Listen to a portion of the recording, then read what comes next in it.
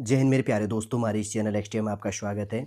Staff selection commission SSC के द्वारा 24 अप्रैल 24 अप्रैल 2026 को यहाँ पर स्टाफ सिलेक्शन कमीशन के द्वारा स्टेनोग्राफी ग्रेड सी और डी के लिए नोटिफिकेशन अपडेट कर दिया गया है। पूरा इंपॉर्टेंट इन्फॉर्मेशन इस वीडियो के अंतर्गत पे देखेंगे, जो भी हमारे फॉर्म फिल के लिए जानने के लिए इंपॉर्टेंट होगा। जो भी न्यू स्टूडेंट इस वीडियो के अंतर्गत पे जुड़ रहा है, यदि आपके द्वारा हमारे इस चैनल नेक्स्ट टीएम को सब्सक्राइब नहीं किया तो सब्सक्राइब कीजिए, बेल आइकन को प्रेस कीजिए, ताकि जो भी कंटेंट, जो भी इंफॉर्मेशन हमारे द्वारा आपके लिए प्रोवाइड किया जाता है, तो उसका नोटिफिकेशन आपके पास क्या हो जाएगा, समय पर अवेलेबल हो जाएगा। ठीक है, आगे बढ़ते हैं। सबसे पहले यहाँ पर मेंशन किया गया government of India ministry of personnel public grievances and pensions department of personnel and training staff selection commission block number 12 CGO complex Lodhi road New Delhi 110003 इसका ऑफिशियल पिन कोड नंबर है। ऑफिशियल वेबसाइट की बात करेंगे तो ssc.gov.in है। Stenography grade C and D के लिए 24 अप्रैल 2026 को नोटिफिकेशन अपडेट है और 15 मई इसका क्लोजिंग डेट है। देखिए, उसके बाद में 16 यहाँ पर मई 2026 तक आप फीस पेमेंट कर सकते हैं। Date of window for applications form corrections and online payment of correction जो चार्ज इंक्लूड होगा 20 मई 2026 से लेकर 21 मई 2026 तक आप फॉर्म पे करेक्शन कर सकते हैं। आप schedule of computer based examination की बात करेंगे तो जुलाई अगस्त 2026 में आपका एग्जाम हो जाएगा। मैं वही इंपॉर्टेंट पॉइंट आपके लिए यहाँ पर हाईलाइट करने वाला हूँ, जो यहाँ पर हमारे जानने के लिए इंपॉर्टेंट होगा।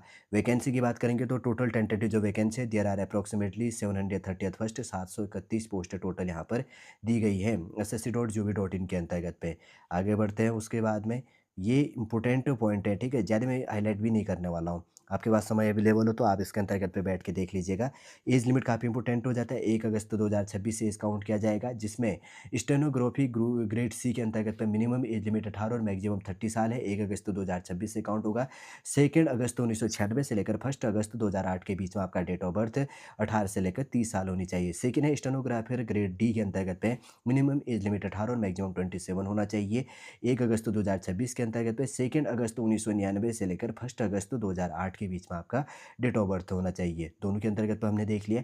देखिए, एज रिलैक्सेशन, एज में छूट किसको कितना मिलना है ये भी देख लो। SC ST के लिए 5 ईयर्स का, ओबीसी के लिए 3 ईयर्स का, PWBD अनरिजर्व एस के लिए 10 ईयर्स का, PWBD ओबीसी के लिए 13, PWBD SC ST के लिए 15 ईयर्स का है। एक्सेस सर्विस एंड एसएम के लिए 3 ईयर्स आफ्टर, जो यहाँ पर अगर बात करेंगे तो deductions of the military service कहा गया है rendered from the actual age age on 1 August 2026 के अंतर्गत पे। फिर उसके बाद में 8 नंबर का जो पॉइंट है, जिसमें कहा गया है defence personnel disables in operations during hostility with any foreign country और in disturb area and released as a consequence thereof 3 years का है। इसमें शेड्यूल कास्ट शेड्यूल ट्राइब आएगा तो 8 ईयर्स का रिलैक्सेशन है। अगर बात करेंगे तो परमिसेबल बेस के अंतर्गत रिलैक्सेशन जो है in upper age limit for group C post के लिए, जैसे कि यहाँ पर कहा गया है। 10 नंबर का जो पॉइंट है, जिसमें मेंशन किया गया है सेंट्रल गवर्नमेंट जो सिविलियन एम्प्लॉयज़ है up to 40 years of age होना चाहिए। और 11 नंबर है सेंट्रल गवर्नमेंट जो सिविलियन एम्प्लॉयज़ है up to 45 years of age होगा। ठीक है, ध्यान रख लेना। और 12 नंबर की बात करेंगे तो विडोज हो गया, divorced women, oblique women judicially separated and who are not remarried की बात करेंगे तो up to 35 years of age है। 30 नंबर की बात करेंगे तो विडो ऑब्लिक डाइवोर्स्ड वुमेन, और ऑब्लिक किया गया है women judicially separated and womens are not remarried. SC ST के अंतर्गत पर up to 40 years of age इसके अंतर्गत पे होना चाहिए। ठीक है, ये चीज़ ध्यान रख लेना। और ये काफ़ी इंपॉर्टेंट पॉइंट भी इसके अंतर्गत पे हो जाता है। आगे देख लेते हैं उसके बाद में इसका एजुकेशन क्वालिफिकेशन इसके अंतर्गत पे क्या अपडेट हुई है, और ये सिलेबस भी मैं इसी के अंतर्गत पे शॉर्टली रूप से बाद में आपके लिए अपडेट करूँगा। देखिए, बहुत सारे पॉइंट दिए गए, लेकिन इसमें शॉर्ट में देखो। कैंडिडेट मस्ट है पास 12th क्लास स्टैंडर्ड्स और equivalent examination from recognized board और यूनिवर्सिटी एज ऑन और before the cut off date के अंतर्गत पे 1 अगस्त 2026 के अंतर्गत पे आपका कंप्लीट 12th पास होना चाहिए। और स्टेनोग्राफी का जो है उससे रिलेटेड भी है, क्योंकि स्टेनोग्राफी तो आपको आना चाहिए। देखिए, एक बार इसका फॉर्म फीस कहाँ भी मैं देखिए आगे प्रोवाइड कर दूंगा, कैसे आपको अप्लाई करनी है वो तो मैं पहले प्रोवाइड कर चुका हूँ। देखिए, फॉर्म फीस यहाँ पर मेंशन किया गया है। फॉर्म फीस आपका नॉर्मली रूप से 100 रुपये फॉर्म फीस पे करना है। SC ST और PWBD और एक्स सर्विसमैन के लिए आपका यहाँ पर फॉर्म फीस फ्री है, और फीमेल कैंडिडेट के लिए भी यहाँ पर फॉर्म फीस फ्री होता है। और कैटेगरी के लिए यहाँ पर क्या है, 100 रुपये फॉर्म फीस पे करना है। लेकिन अगर आप फॉर्म पे मिस्टेक करते हैं तो कहीं पे लिखा हो सकता है, अगर एक बार आप फॉर्म पे मिस्टेक करेंगे तो आपको 200 रुपये पे करना होता है, और दोबारा आप फॉर्म पे मिस्टेक करेंगे तो आपको 500 रुपये फॉर्म फीस करना होता है। देखिए, नॉर्मली रूप से फॉर्म फीस 100 रुपये है, कुछ कैटेगरी के लिए फ्री है, लेकिन आपको बाद में 200 रुपये और 500 रुपये भी पे करना पड़ सकता है जब आप फॉर्म पे कोई मिस्टेक करेंगे। इसलिए सावधानीपूर्वक आपको सोच समझ कर ही फॉर्म फिल कर लेना है। Schedule of computer based examination की बात करेंगे तो जो आपका एग्जाम होना है यहाँ पर जनरल इंटेलिजेंस एंड रीजनिंग में 50 क्वेश्चन 50 मार्क्स, जनरल अवेयरनेस में 50 क्वेश्चन 50 मार्क्स, और थर्ड नंबर है इंग्लिश लैंग्वेज एंड कंप्रिहेंशन के अंतर्गत पे 100 क्वेश्चन 100 मार्क्स का मैक्सिमम मार्क्स।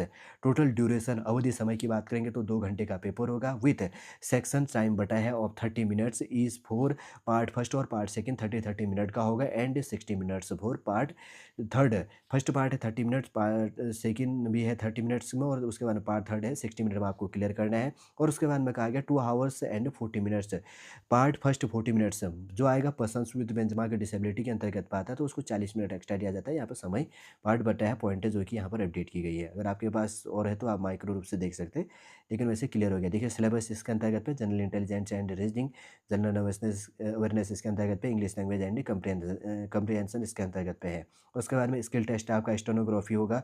थोड़ा सा इसको देख लेते हैं क्या है इसके अंतर्गत पे। The candidate who are shortlisted in the computer based examination, जो एग्जाम क्लियर करेगा उसके बाद में उसको शॉर्ट लिस्ट किया जाएगा कंप्यूटर बेस्ड एग्जामिनेशन के लिए।